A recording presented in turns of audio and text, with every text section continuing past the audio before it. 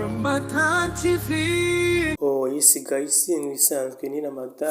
Uyu munsi ngiye kukubwira ibintu 10 udashobora gukora nyuma y'uko utandukanye n'umukunzi wawe. Ni amakosa abantu benshi bakunda gukora kugira ngo babashe kuba bakwiyomora ibikomere cyangwa se kuba babyibagiza. Ikintu cya mbere, guhita ushaka gusubirana nawe, kwibwira ngo birashoboka ko twasubirana bituma utabona ukuri ku mubano wanyu. Ufata umwanya ubanza utekereze neza icyabateye gutandukana. Icya kabiri, kumuhamagara cyangwa kumwandikira buri gihe, kuba connected kuri social media cyangwa kumwohereza ubutumwa ugira ngo mwongere muvugane bikubuza gutuza no gukira mu mutima. Icya gatatu, kwirengagiza amarangamutima yawe, kumva ushaka kwerekana ko ntacyo bikubwiye si ukuri. Emera kubabara, urire niba bikenewe, ni intambwe yo gukira vuba. Icya kane, gukoresha inzoga, ibiyobyabwenge cyangwa se ibintu by'isoni ngo wiyibagize. Ibyo bitanga ibyishimo by'igihe gitonya ariko nyuma bikongera akababaro ko kwicuza.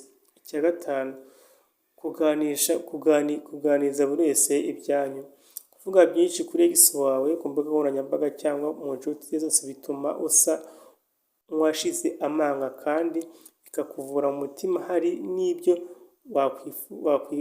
wakwifashishamo umujyanama cyangwa inshuti yawe. Icya gatandatu, kumukurikira ku mbuga nkoranyambaga cyangwa stalking, kureba buri post ye, comment cyangwa story ye bikakubuza gutera intambwe imbere. Igihe cyo gutandukana ni nacyo cyo guhagarika gukurikira ubuzima bwe.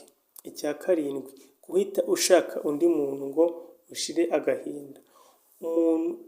Uwo muntu mushya aba ahanini ari gusimbura si ugukunda. Banza ukire neza imbere muri wowe mbere yo gutangira ikindi. Icya munani, kwiblaming cyangwa se kwiyanga. Gutandukana ntibivuze ko uri mubi cyangwa uhera. Komera wiyubake, wigireho amasomo. Icya cyenda, kutita ku buzima bwawe, kureka gukora ibyo ukunda, kwiyitaho cyangwa kwirengagiza inshuti zawe bikongera agahinda.